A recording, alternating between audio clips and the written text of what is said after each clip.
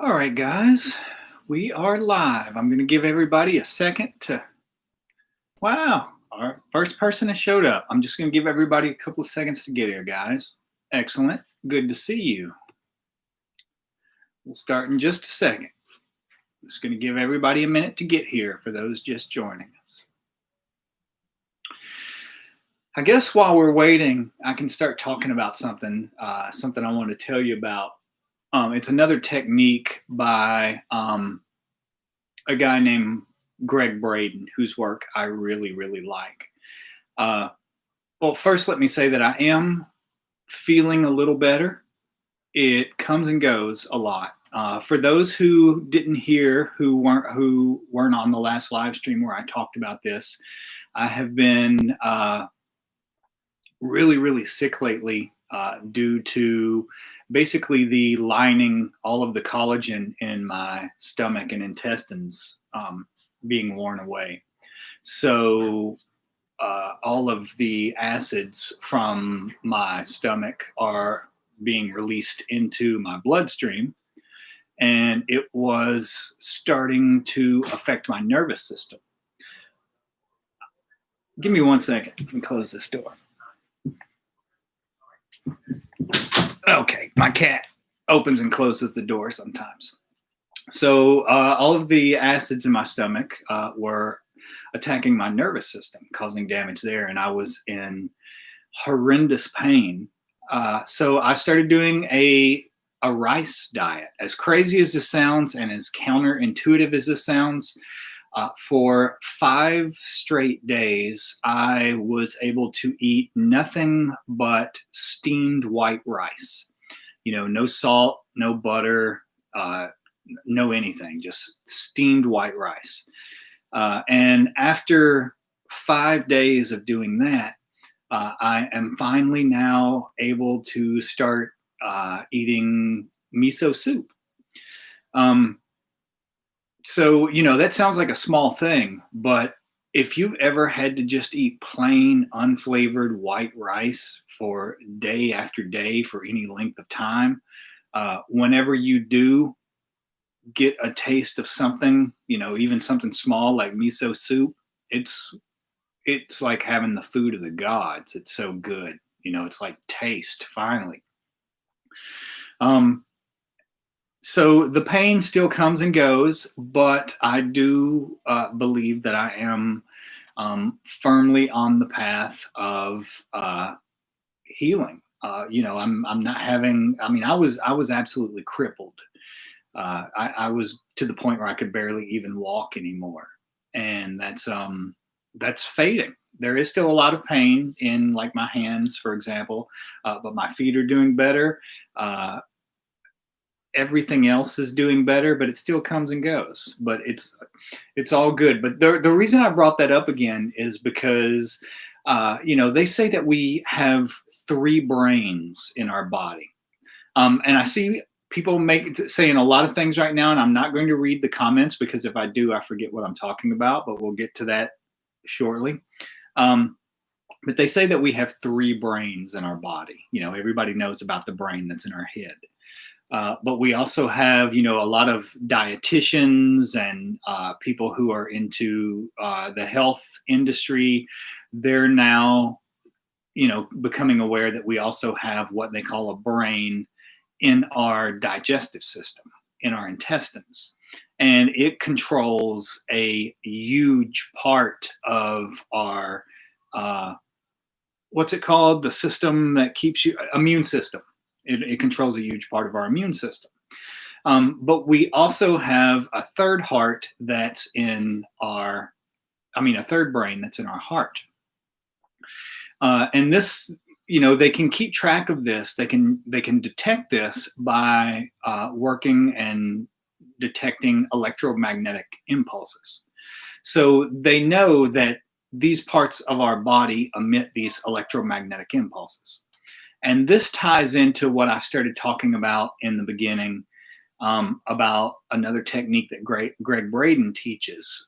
Greg Braden, if you're not familiar with him, he's actually a scientist, but he teaches magic. He does not call it magic, but that's what he teaches, and he basically describes all of these different scientific principles, especially in the field of quantum physics, and how it interpenetrates and overlaps with magic, and how you can use that. He's not pretentious at all. He's really smart. He's really kind. So I would highly suggest looking up some of his work if you're looking for, more rabbit holes to go down, more things to research. But one of the things that he talks about when he's talking about using the brain that's in your heart, he compares it to, and I've talked about this before for a lot of you that have been with me on Patreon for a while now, but I was talking about how at one point he said he has a friend on a reservation in the Southwest that asked him one day, there was a drought going on, and his friend said, I am going to basically today go and do this. I'm going to my sacred place and I'm going to do this prayer for rain to come, for the drought to end. Do you want to come with me? And Greg Braden says, yeah. I'll go with you. And they get in a car and they drive out into the middle of nowhere. And they get in the middle of nowhere, and the guy takes him to a ring of stones set up on the ground. And he says, Greg Braden is expecting him to, dance or chant or do something. He doesn't know what to expect, but he expects something to be happening. And he said the guy takes off his shoes, gets in the middle of the stone circle, and stands there for a couple of minutes with his eyes closed. And after a couple of minutes, he gets out of the circle and he says, okay, let's go get some lunch. And Greg Braden says, well, what did you do? Aren't you going to do anything else? And the guy says, no, that's all I do. And he asked him, he says, what exactly did you do in that circle when you were standing there with your eyes closed? And he tells him, I made myself feel the rain.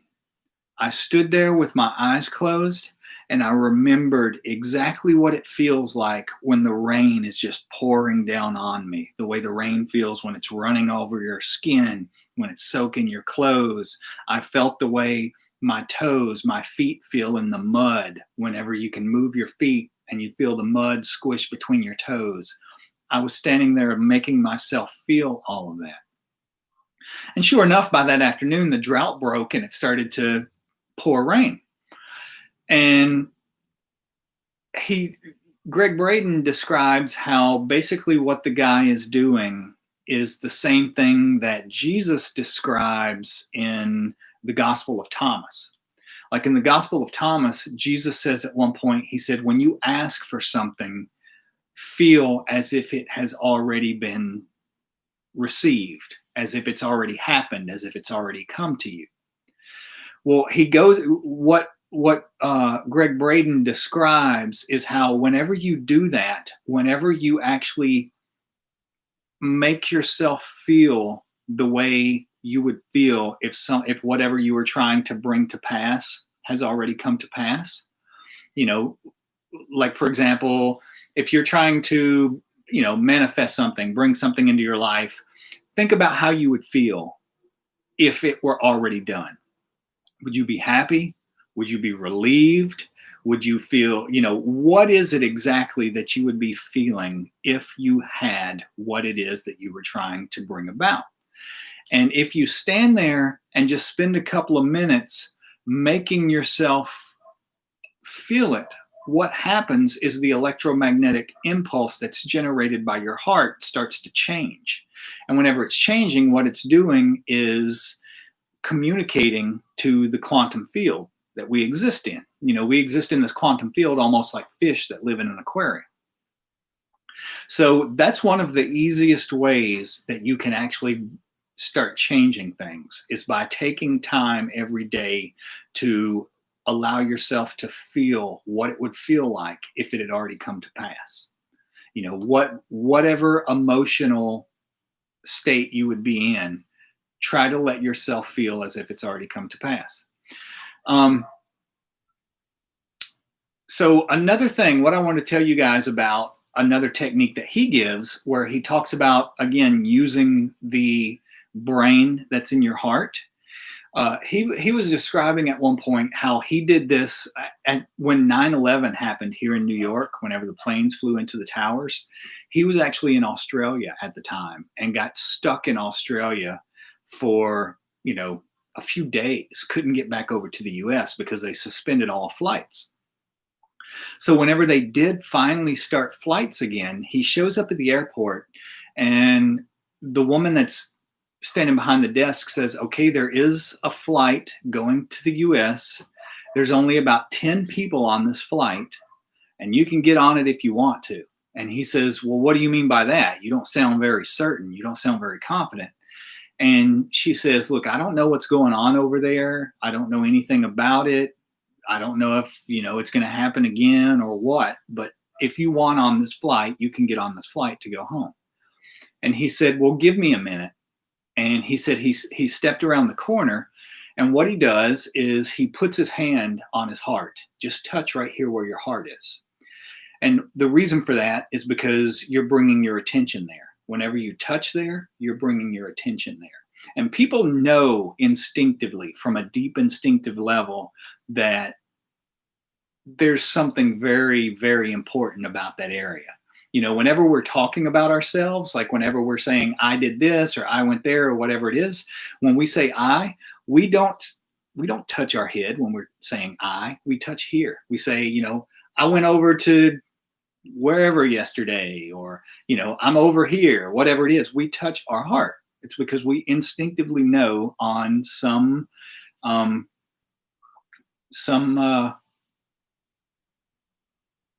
deep energetic level that there's something very significant about that part of our anatomy. So he says, if you touch this area, just put your hand right here. If you can't decide whether you should do something or not do something, he said in his case, he was trying to figure out, should he get on this flight or not? So he touches his heart to bring his attention there, and he says, should I get on this flight? Yes or no? He said the reason that a lot of times we can't come to this, a conclusion using just the logic in our head is because our mind, our brain is, it's an organ of duality. We have the right hemisphere and the left hemisphere. We have the part of the brain that works on logic and reason, and the part that works on more, in a more artistic way. So it's a very dual organ, whereas the heart is not like that. The heart is very single-minded focused. So he says, touch your heart and ask yourself, should I get on the plane or not? Bringing your attention to that part of your body. And he says, you'll automatically know, should I do it or not? It comes to you. If you can't make up your mind intellectually, it comes to you from doing this. And he said he knew he was going to be okay. He says, is this flight safe for me? He gets on the flight and he leaves. He was safe. He was fine. So that's, I always like to give people little techniques that you can do that don't require huge, hours of ritual preparation time. It doesn't require any, tools or anything else. It's just a really simple but still effective way that you can bring energy work of some variety into your daily life. And, like I said, it's really simple. It's really easy. And in Zen, they call that beginner's mind. They say you always want to keep that beginner's mind. And in magick, it's said that whenever you're approaching the path, you want to do so with an open and inquisitive heart. Because what happens with a lot of people who don't have that, they do what the man who was my tutor called building on perfection. So many people in the spiritual community think they already know something, think they already know whatever there is to know. They think that they've got everything figured out. They think they know how things work. They think they know, whatever it is, and that the only thing they have to do from that point, that they already have this perfect knowledge, and that all they have to do from that point on is build on perfection. And that is the absolute number one way that you will grow stagnant. You will hit a plateau. You will cease growing, is whenever you fall into that trap of building on perfection. Whereas on the other hand, if you approach these things with, yes, exactly. Who is that? Courtney says unlearning. That's exactly. A huge part of this is about not just unlearning, but also undoing. We're ultimately trying to unravel and undo the persona, the ego, whatever you want to call it. Instead of using magic as just another thing to, Chogyam Trungpa called it spiritual materialism. He said we use spirituality as like a badge. We use it as just another thing for ego to build an identity for itself out of. And that is what we're trying to undo. So in that same frame, the thing about beginner's mind, I wanted to touch on some stuff. I've had a few people contact me over the past week about, like going back to the very basic 101 practices of magic. We talk a lot. We've been talking a lot lately, kind of almost even getting ahead of ourselves just because we have new people joining us every day. We're talking about things like attaining the knowledge and conversation of the HGA, crossing the abyss, the completion of the great work, all of these sort of things. But it's very, very beneficial to keep a beginner's mind and to go back and revisit things that we may think we understand, but that we need to understand on a deeper level or understand on another level. Because that's the thing too. You may understand something on one level at some time, but it's like reading a book. You go back and you read a book a second time or a third time or a fourth time, and you almost always come across something that you didn't see before, or that you didn't understand before, or that just suddenly sinks in a way that it never did before. So the thing that people were asking about, I had a few people contact me this week, and they were asking about like the Kabbalistic Cross, and is it part of the lesser banishing ritual of the pentagram, and all those sorts of things. So I thought we would touch on those things tonight. One thing that whenever you're first starting magic, when you're working on the lower grade work, like the first order work, a lot of that is stuff that you have to deliberately set out to accomplish, like stuff you have to memorize, whether it's correspondences or rituals. There's, book lists that you have to read, have to cover all of these things, all this sort of stuff. Whenever you get towards the higher grades, it's things that happen more organically, that you don't necessarily strive to do or force to do, but you find yourself doing them automatically, organically. They just sort of start happening. Well, one of those things when you are in the third order is writing a thesis. At some point, you are supposed to, the three grades above the abyss are Magister Templii, Magus, and Ipsissimus. So one of the grades, and it's been honestly, guys, it's been so long since I've, looked at this stuff that I can't remember if it's the Magister Templii. I don't think it is. I don't think it's Magister Templii. I believe it's Magus, one or the other. What a thesis is to do, what that means, what it's describing is what you are supposed to do is explain your understanding of how the universe works on both an internal and an external level, because you have things that are happening, as above, so below. You have things that are happening. I'll give you one example.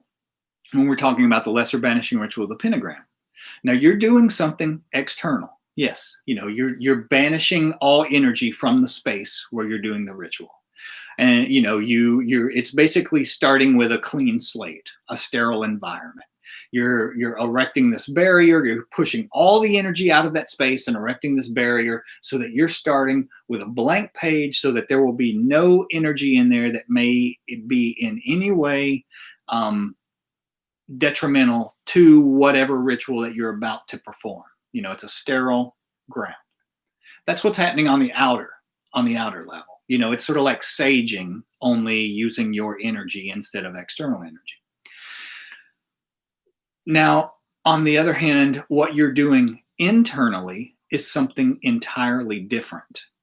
When you're doing the lesser banishing ritual of the pentagram or the lesser invoking ritual of the pentagram, both of those things, if you're doing the lesser banishing ritual of the pentagram, you are separating your consciousness into 4 distinct parts, the parts that are represented by earth, air, fire, and water. If you're doing the lesser banishing, as those parts are separated, you're purifying them. You are purifying all 4 basic components of your consciousness. If you're doing the lesser invoking ritual of the pentagram, you are separating, you are dividing them into the 4 component parts, and you are strengthening them. The lesser banishing ritual of the pentagram separates and purifies your consciousness. The lesser invoking of the pentagram separates and strengthens all aspects of your consciousness. Same way whenever you're, working with all the other things, whether it's the banishing of, the hexagram banishing rituals or the hexagram invoking rituals, whatever it is, that's what you're doing. You are either separating and purifying or separating and strengthening. So you see how you're doing something external, yes, but you're also doing something internal. Well, whenever you're writing what they call your thesis, you are explaining how all of this stuff works, even the higher level stuff.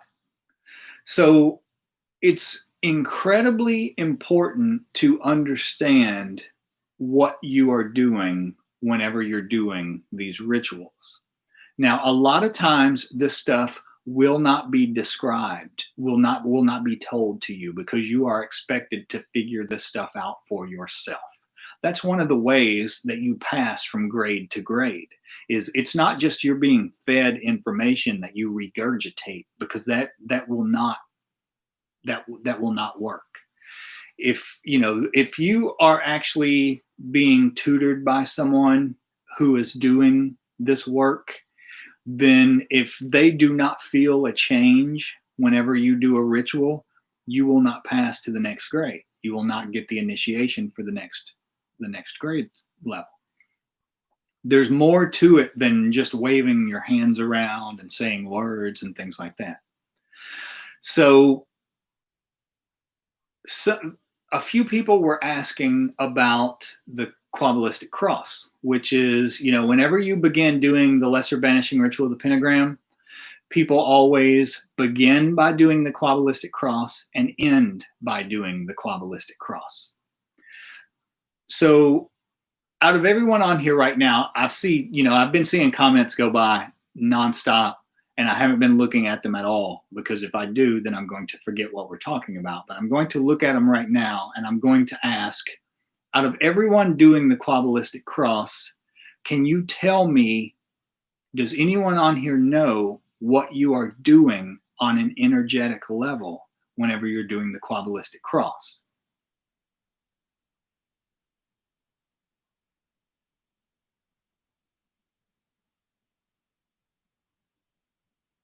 Just giving you guys a minute or so just to see if anybody answers.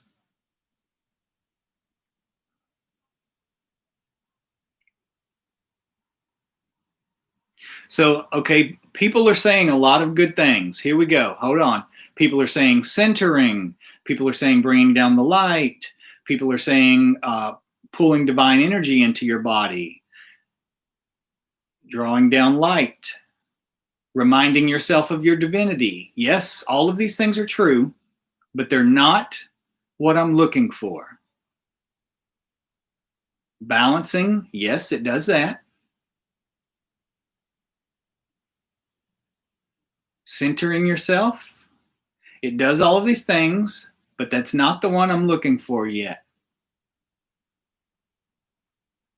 Okay, I'm going to give you a clue. One day, the question is what Esther is asking, what she just joined us. What is the question? The question is, what are you doing whenever you're doing the Kabbalistic Cross? Yes, someone else says, is it for protection? Is it not protection? Yes, it is protection, but what I'm wanting to know is how does it protect you? What is it doing that's protective? What does it protect you from? And how does it do it? Yes, somebody got it. Mike S. Exactly. Mike S. says sealing the aura. That's exactly what you are doing. When you do the Kabbalistic Cross, you are sealing your aura. It's very similar to, if you were raised in the Catholic Church, if you've ever spent any time, during certain times of the Mass, everybody just as a response automatically does the sign of the cross.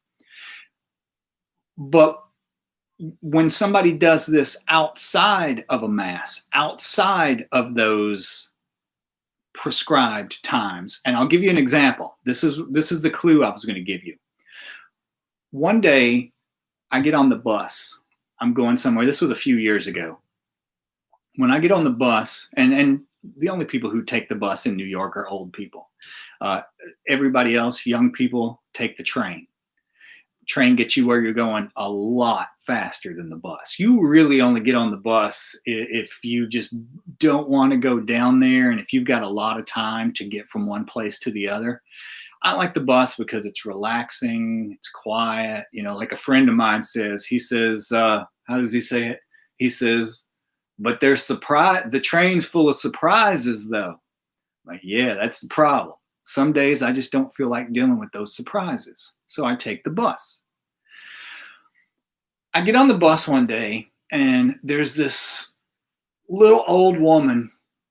She looks at me as soon as I get on the bus and immediately makes the sign of the cross. Why would she do that? Other than just the fact that something about me in some way. She saw a guy with a bunch of tattoos and it scared her or whatever. People do that as a symbol asking for protection. But, in the Catholic Church, they're not doing any of the visualizations. They're not doing any of the breath work. They're not doing any of that sort of thing. All they're doing is waving their hands around. But symbolically, what she was doing is sealing her aura so that nothing of me would penetrate into her and nothing of her would penetrate outwards to me. She's putting a seal on her energy system. Every time you do, yes, Phoenix says doesn't want to be energetically influenced. That's exactly what it is. Whenever you seal your aura by doing the Kabbalistic Cross, you are protecting yourself from any kind of energetic influence. Now, the thing about doing it, the Kabbalistic Cross is, it's a really, really, it's not a super powerful ritual. It's not a tremendously influential technique. But like I always say, when you learn these rituals, you're learning a formula that you apply in other ways. So what you're also doing, if you are doing the Rose Cross ritual. Now, if you have not ever done or researched or looked into the Rose Cross ritual, and you've been doing the lesser banishing ritual of the pentagram, the lesser banishing ritual of the hexagram, the lesser invoking ritual of the pentagram, the lesser invoking ritual of the hexagram, the middle pillar, if you've been doing all of those things, the next step that you want to start learning and doing is the Rose Cross ritual. The Rose Cross ritual is very similar to those, but also very different from those. You're using the formula as in, breathing light into the earth and then drawing shapes with it. But in the Rose Cross, you aren't doing the 4 cardinal directions, north, south, east, and west. You're doing it in the corners of the room.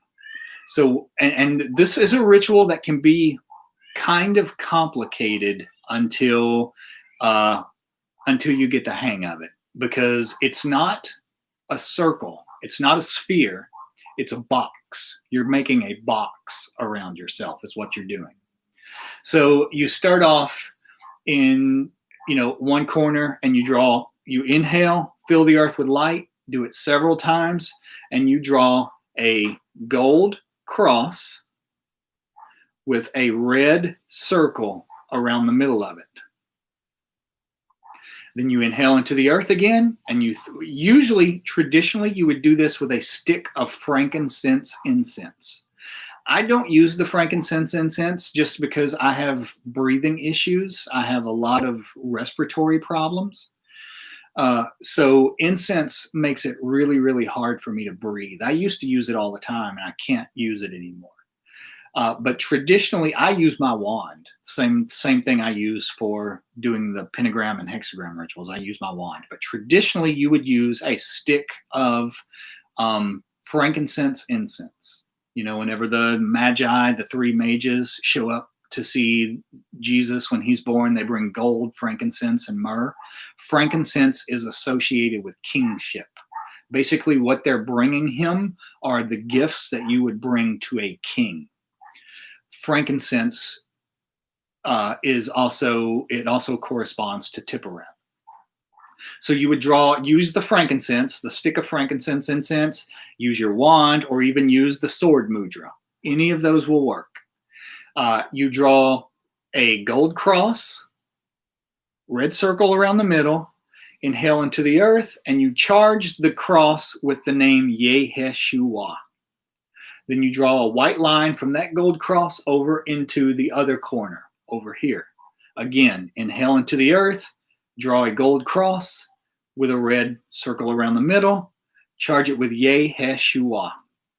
Bring it around to this corner, another gold cross, red circle around it, Yeshua. Bring it over here, another gold cross, another red circle, Yeshua, and bring it back. Draw the white line back to where you started from. So you've got a gold cross and a red circle in all 4 corners and a white line connecting all of them. You then, beginning where you left off, you draw a white line from that gold cross up the wall and to the ceiling.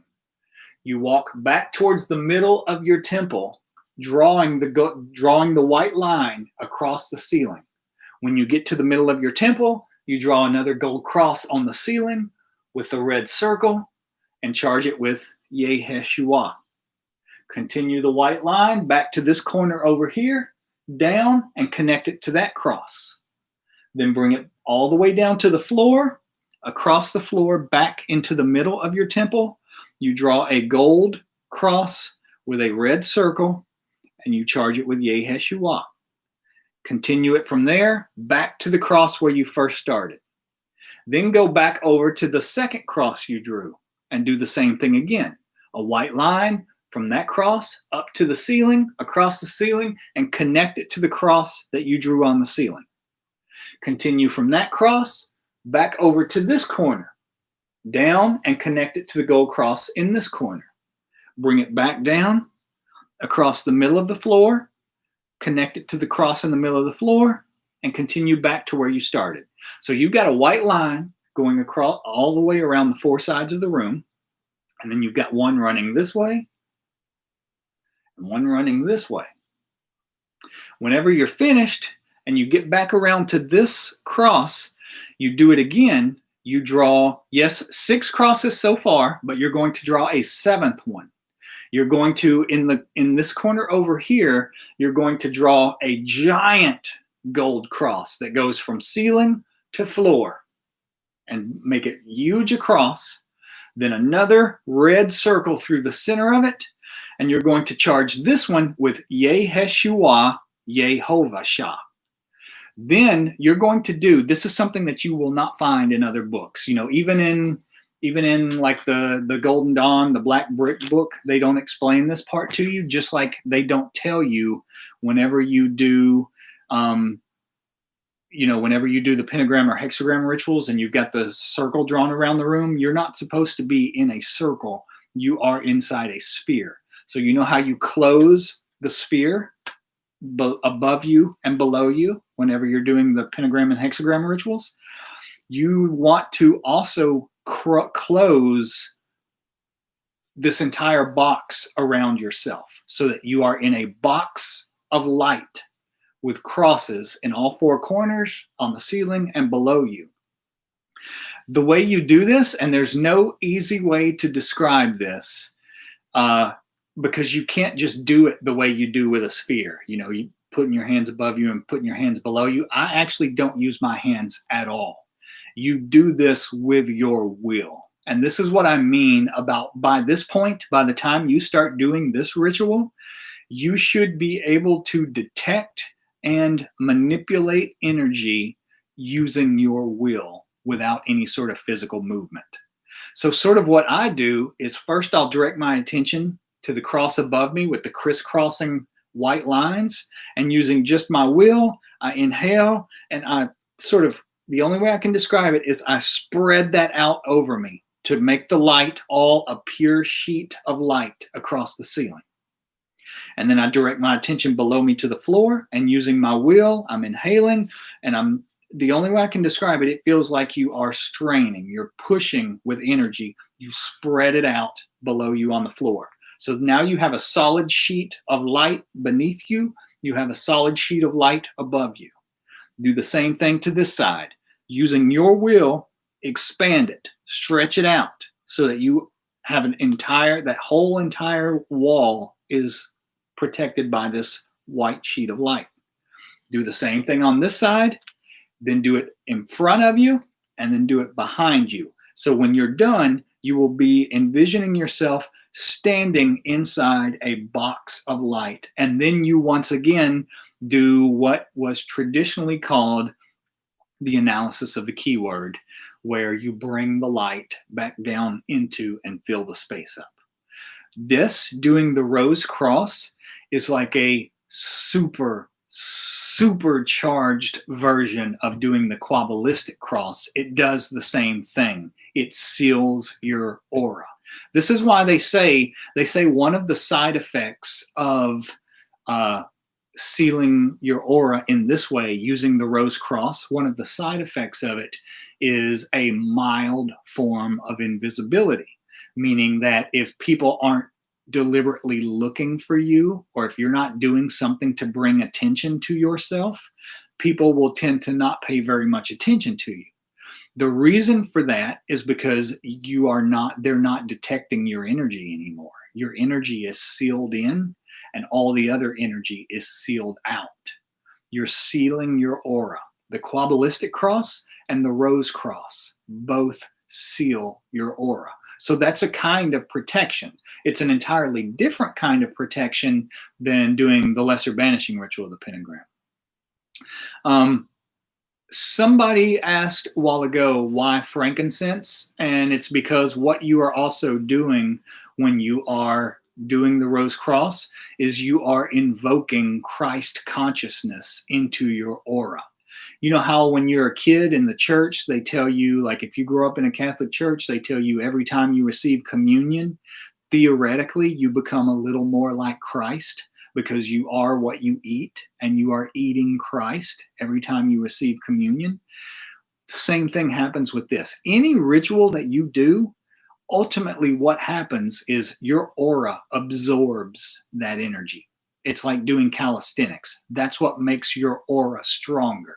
When you do the lesser banishing ritual of the pentagram, when you do the invoking ritual of the pentagram, when you do the supreme invoking rituals, when you do any of the hexagram rituals, when you do the rose cross ritual, any of those, what ultimately happens is you absorb that energy.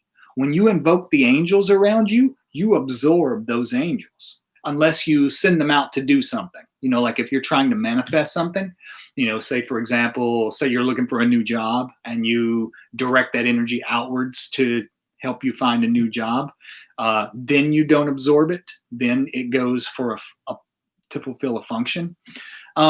Yeah, Marilyn says you mentally feel stronger too. That's exactly what happens. You do feel stronger. Yes, you do feel emotionally strong. Here's a test also. If you're really stressed out, if you're angry, if you're filled with anxiety, if you do the Rose Cross ritual, and sometimes you might have to do it a couple of times back to back, but at the end of it, you won't feel that thing anymore. Let me see what you guys are talking about. Hold on. I'm not sure how to move these comments, how to make them go up and down. Wait, there they go.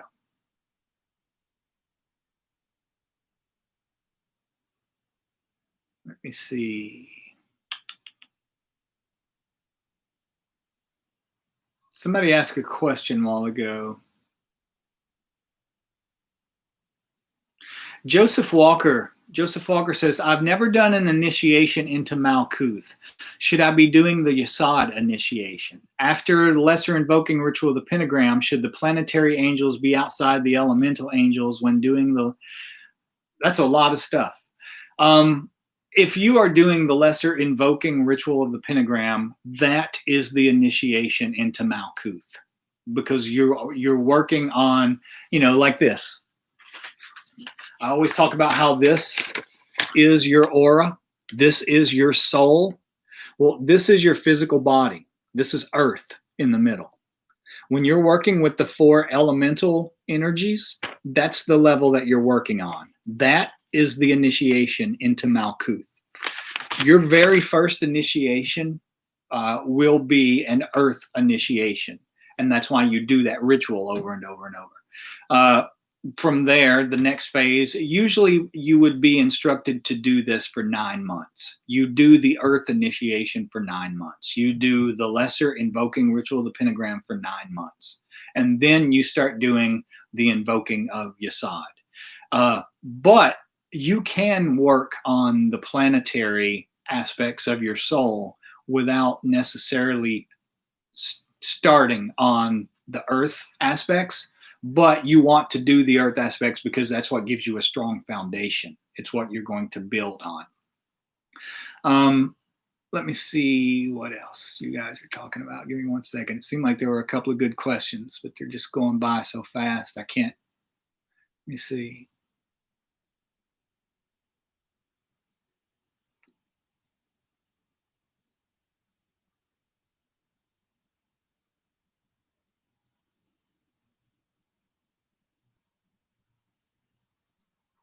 Oh, there's a good one. Mike S. is saying, does circumambulation also invoke Christ consciousness? Circumambulation is just a word. Circum means in a circle. Ambulation means to walk. Circumambulation means to walk in a circle. The reason you walk in a circle is because anytime you do something physically over and over and over and over, you are creating an energetic pattern. That's a lot of times why they say, like, if somebody sees what they call a ghost, it's not actually a ghost. It's an energetic or astral imprint. What they are seeing is a person has done something so many times, like, say, for example, walk up the exact same staircase. They've done it so many times while they were alive that they left an energetic imprint that takes a long time to wear away. When you walk in a circle in your temple, you are creating that same energetic imprint. You are making the energy in your space go in a circle. Every time you pass the east, you inhale into the earth, fill it with light, and then you thrust both hands forward using the sword mudra with both hands, thrust them forward, and let all of that energy rush back up through you and out to keep going in that circle. You could make a circle of any kind of energy. It doesn't have to be Tippereth. What we're calling Christ energy is the energy of Tippereth. But you could do it with any energy. When you do the invoking of the hexagram of Yesod, you do it with purple energy. You thrust purple energy around, and you do it over and over and over, making it as strong as you can before you direct that energy into something.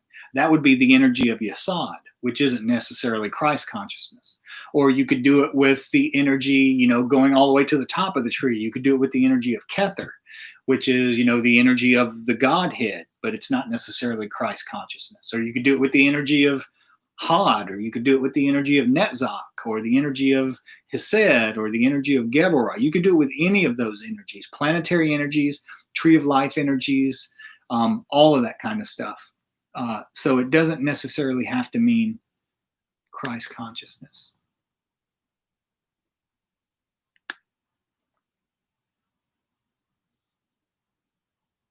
See, I'm looking at your questions real quick.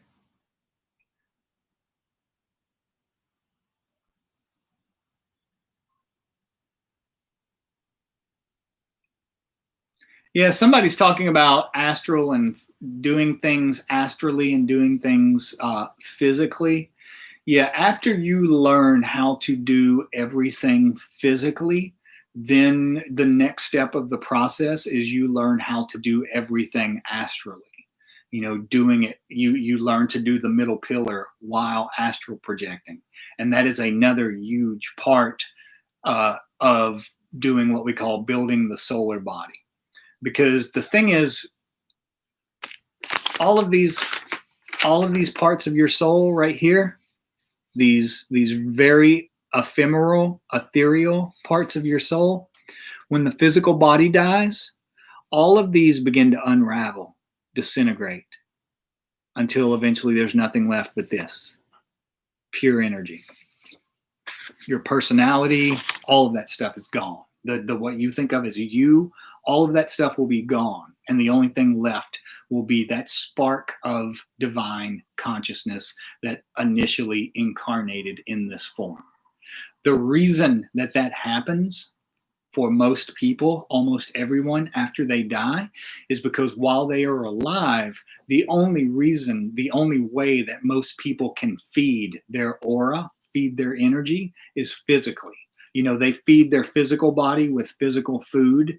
So that physical food also has chi, has energy in it, which feeds these other layers of the aura. Well, after you die, after the physical body dies, it's not like you're going to, keep eating. You're in the ground. So those parts of your energetic anatomy have to receive sustenance. The way they receive sustenance is by pulling it from other sources, just the way you pull it from food when you're alive. You learn to draw it from the chi of heaven, and you learn to draw it from the chi of earth. Corrupt people will also draw it from the living. They may draw it from, all sorts of impure sources. But the thing about taking energy from impure sources, like say other people, is that whenever you take on their energy, you also take on their impurities. You digest that as well. So that's why you want to be able to draw on those purest forms of energy in order to sustain your energy body after the death of the physical body. That is the very first step to the immortality of the soul. Let's see what you guys are talking about. Give me 1 second.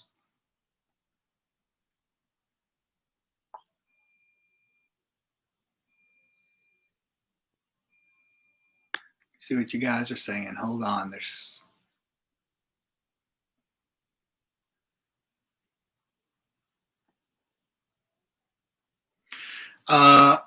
Tassia.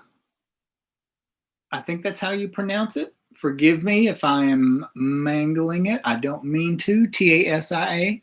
Tassia says, I've been doing the Kabbalistic Cross, Lesser Banishing Ritual of the Pentagram, magic work, and then Kabbalistic Cross. I Have now heard that you should do the Kabbalistic Cross after the LBRP, even if you plan on doing magic work. Is this correct? That would be entirely your preference.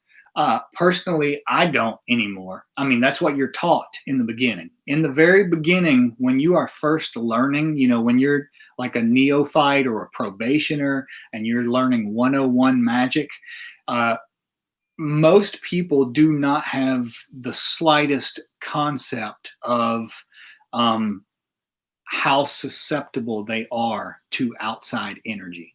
So that's why you tell people to do that, because you are training them to seal their aura constantly. You want them to seal it nonstop. That's why people get caught up in like fads. That's why people get swept up into things, like whatever political currents are moving through the world, or whatever, whatever's going on in the world. That's why people fall into like this herd mentality. It's because they have their aura is completely and absolutely open and being penetrated to all of the energy currents that's sweeping through the world. One of the first steps towards attaining sovereign consciousness is being not susceptible to outside energy. So that's why you tell people to do it so many times, is because you want them to be trained to not be subjected to all of this consciousness.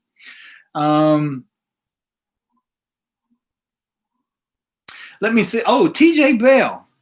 Wow, I did not know you were on here. Good to see you. Excellent. So TJ says, the church that I live in the east is different than the east on the compass. Which east should I face? I'm not sure exactly what that means, just because somebody says, yeah, Adam B says below, he says face the sunrise direction. Exactly. That's the easiest way to do it. Look at where the sun rises, and that's the direction that you should be facing, wherever the sun rises. Because basically when you're doing the lesser banishing, you are mimicking the path of the sun. We start facing east because the sun rises in the east. We then, in the south, that's when the sun is at its high point. The west is when the sun is setting, and the north is when the sun is completely below and it's dark outside. So we're following the path of the sun. So if you have any doubts, if you have any questions, you always do it facing the direction that the sun rises. That's the easiest way to do it. Let's see, give me 1 second, guys. Let me see what else y'all are asking. Oh, every time I click, they go by so fast. I just lost like 50 of them went by at once. Let me see.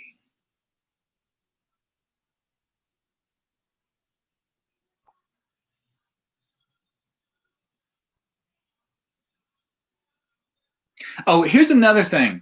Tassia is asking, intuitively, it feels like the closing Kabbalistic Cross should come after magic work to seal everything up.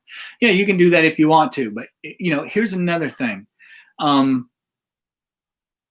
you can do that. But here's another thing that I wanted to bring up is traditionally also in the beginning, they teach people, do the lesser banishing ritual of the pentagram. Well, you do the Kabbalistic Cross, then you do the lesser banishing of the pentagram, then you do the Kabbalistic Cross, then you do whatever magic you're going to do, whether it's invoking the hexagrams or whether it's invoking an element or whatever it is. And then when you're done with that, then you go through the whole process of banishing again. Once you are proficient at these techniques, once you are what they call an adept, which is second order work, it's not necessary to banish like that anymore, because there's not going to be anything left in that area when you get finished that you need to banish. Like I said, your aura is either going to absorb all of that energy, or you're going to launch it off to do something, to fulfill some kind of function. When you're proficient at that, there's not going to be any energy lingering in that area. So, but in the beginning, most people, if you can't see the energy yet, if you can't feel the energy yet, you're going to banish again just to make sure that everything is balanced and clean when you're done. It's like putting your toys away, in other words. Whenever I get finished with my magic work now, like normally I'll do, like say the invoking hexagram of the sun 2, 3 times a day, and I won't banish just because I'm either going to absorb all of that energy or I'm going to do something with it. There's not going to be anything left for me to banish whenever I'm done. But you can do it. It's entirely your preference. If you, I don't know how long you personally have been doing this work or how proficient you are at it, but if I don't know those things, or if someone's just beginning, or if you've only been doing this stuff for like a year or maybe even 2 years, I would say do it both times. Do it after magic to seal everything up, or do it every time that you would traditionally do it. Let me see what you guys are talking about.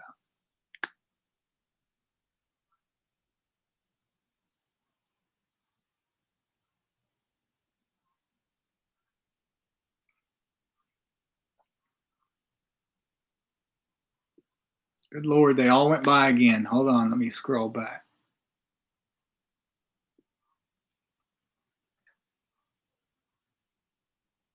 See.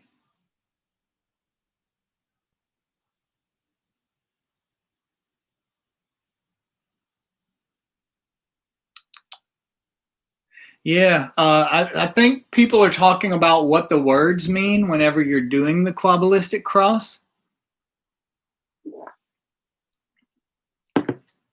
What you're saying in Hebrew is Ate Malkuth Vegebura Vegedula Leolam Amin.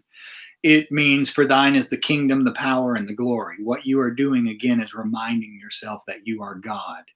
For thine, for mine, for I am the kingdom, the power, and the glory forever and ever. You are divinity incarnate. This is the same thing as when you're doing the middle pillar. You're saying, I am the Lord God of knowledge and wisdom, the Almighty Lord of creation. That's what it means when you're vibrating the mantras of the middle pillar.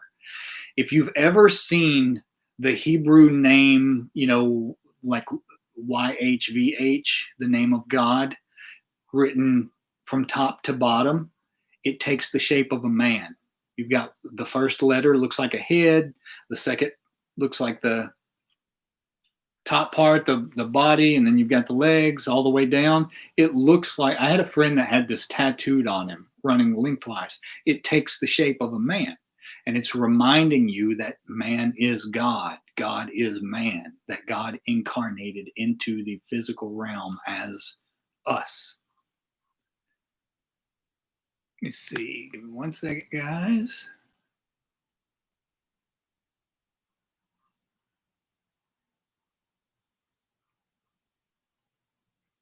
Yes, Sarah W says, definitely explains why some people's mere presence can be so exhausting.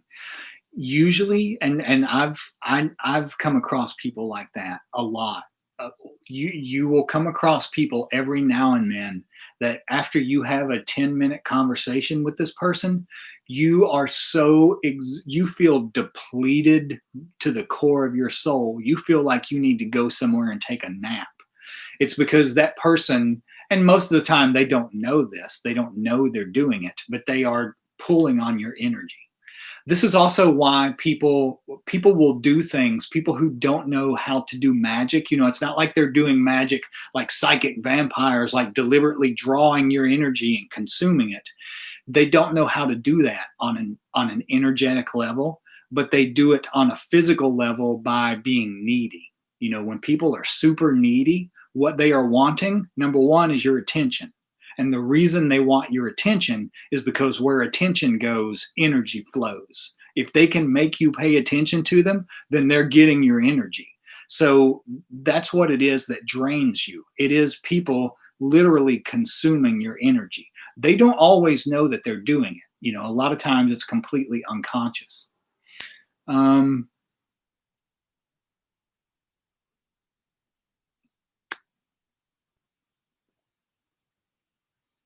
Good Lord.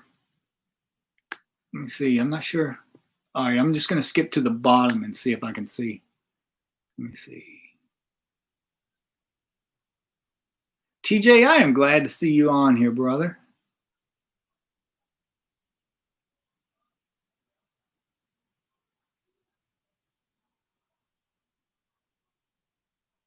Yeah, I mean, says we were just talking about this today. Vampires that don't know they are vampires. There was a guy when I was in prison, and we used to joke. Me and some of the other guys would talk about, like, when you would go to the yard, you would go to the yard sometimes with people, and you would end up, sometimes you go out and you play checkers, or you play chess, or you play dominoes, or you play basketball, or you just walk around and talk, whatever it is. And they would divide different people up and put them on different yards.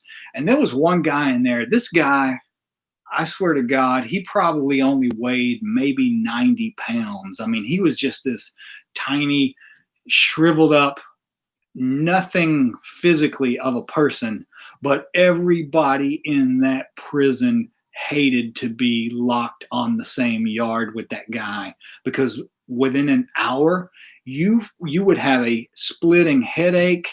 You felt like you were good for nothing for the rest of the day, like you had to go back in and go to sleep whenever you came off of that yard, because he just drained you to the point of, like, just, I can't even describe how depleting it was. And it wasn't anything he was doing, consciously or deliberately. It was just, it was really hard to describe. It was just like he talks about the most mediocre, mundane topics in this, like, really droning, monotone voice that you just could not get away from, couldn't escape from this guy. And I mean, he was probably the most severe case that I've ever seen, like blatantly obvious. Like, people knew immediately what was happening to them when they were around this guy.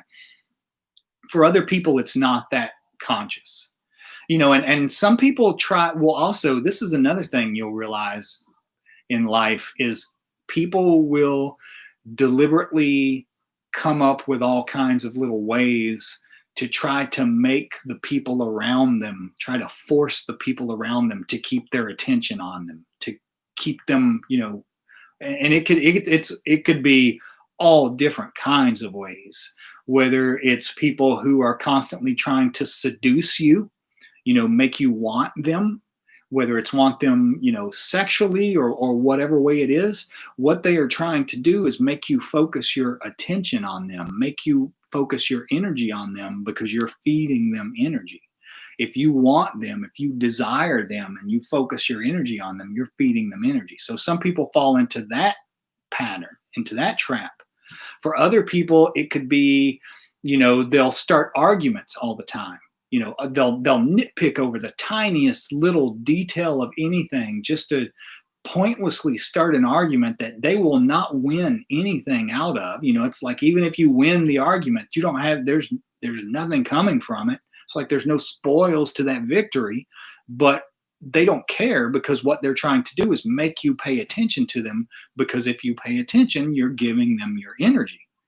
So you'll find in life, I mean, psychic vampirism can be done in a million different ways, but all of them basically, come down to the same thing, which is, for people who don't know how to do magic and get energy. Like, when you're doing magic, what happens, one of the reasons you become more and more self-sufficient is because you're learning to take energy from purer places. So you're not looking to take energy from people or things out here anymore. I mean, you can do it with things like, certain stones and crystals, or you can even do it with places. That's one of the reasons that I wanted so much to move back downtown into the financial district, is because that's like where the purest focal point of New York City is. I wanted access to that energy, to be in the midst of that vortex of pure, clean energy, so that it fuels whatever work I'm doing in that area. when we're doing classes, or if whatever kind of rituals we're doing, that energy, is going to be a hell of a lot purer than, for example, if I'm doing it in a cell on death row where I'm surrounded by thousands of people who are, committing some of the most heinous acts known to mankind. Okay, guys, I'm going to wrap this up in just a second. Just because we've already been going for over an hour, and I don't want to tax you. Yes, don't feed the vampires. Yes.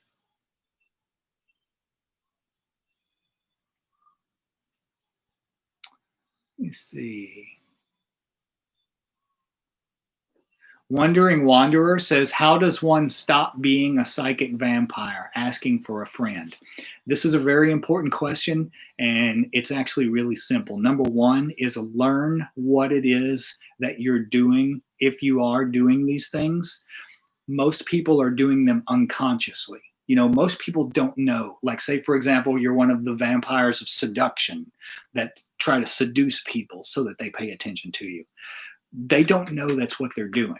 All they know is that they've fallen into this repetitive pattern. Well, that's because that's what they mean by doing something unconsciously. You're doing it in an unconscious way. Once you become conscious of the behavior, it becomes harder and harder and harder not to realize when you're doing it.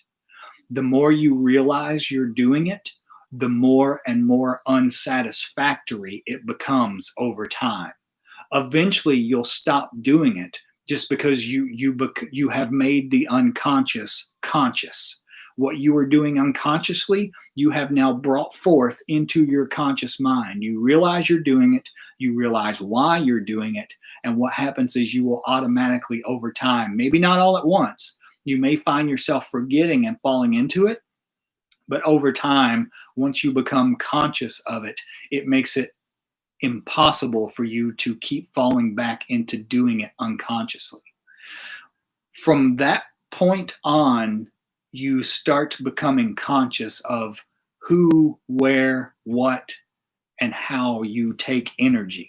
And you want to take in the purest forms of energy you possibly can. This is one of the reasons why you don't want to just have sex with anybody and everybody. It's because what happens when you are having sex with someone, we talked about this before, if your bodies are interlocked, your aura is interlocked. You are sharing each other's energy whenever you're doing that. So you don't just want to do this with random people because, like I said earlier, when you take on people's energy, you also take on their impurities. So you start conducting all of your business, all of your whatever it is you're doing with the world when you're dealing with people, whether it's a romantic relationship, whether it's a business relationship, whether it's a friendship, whatever it is, you become very conscious and very discriminating about what kind of energy you're going to allow into your life. Again, boundaries. But after you're conscious of doing these things, then the way you take in energy is through, these magic techniques, essentially magic techniques, Tai Chi techniques, Taoist techniques. We talked about before, if you can take energy from a tree, like in Taoism, evergreen trees, and I'm going to wrap this up in 1 second. Evergreen trees represent immortality because they never lose their leaves. They're green all year long. So Taoist masters would make a practice of circulating energy with these evergreen trees in order to attain some of their longevity. And you can do that by putting your hands, we have energy centers in the palms of our hands, just like our hands are connected to our chests, to our hearts by our arms. So are these energy centers in our palms connected to our heart chakra or our Tiphareth center by meridians that run through our arms. So you put your hands on the side of a tree, cup your hands around a tree.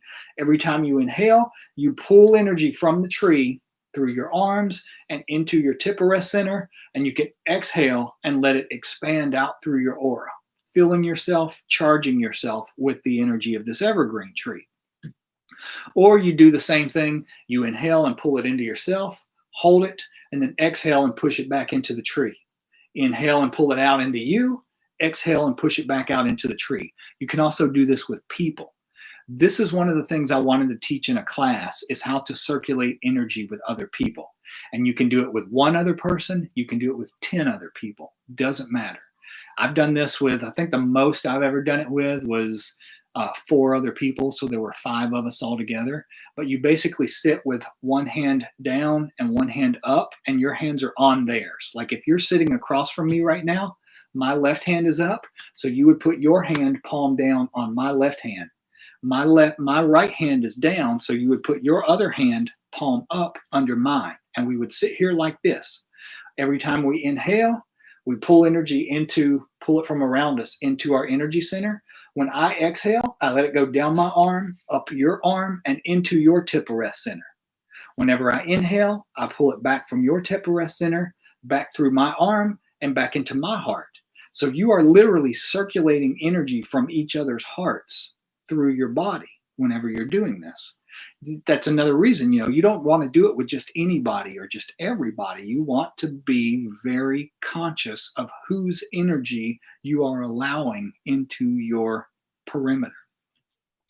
Okay, guys, this has been a really great night, and y'all you have asked so many great questions. Yeah, Kelly says, I can't wait for COVID to be over so that we can meet up and do things like this. That's exactly that. Yeah, that's why I wanted to move downtown, is to have a space where when people can actually get together again, we can start doing some of this stuff. Okay, guys, I'm feeling a lot better, but I don't want to push myself too far. So I'm going to wrap this up. I hope you guys are well, and excellent, guys. Excellent. Yes, you guys are great. Okay, love you guys, and I'll talk to you in a few days. Have fun, and see you later.